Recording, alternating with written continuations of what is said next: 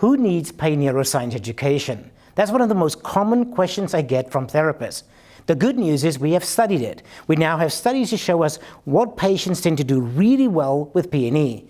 First of all, people with chronic pain. If you've had pain for a long time, you do really good with P&E. If you have central sensitization, people where the nervous system completely ramps up, they do really well with it. It was actually designed for them way back when we designed P&E. People with high levels of fear, when they're fearful of movement or activity.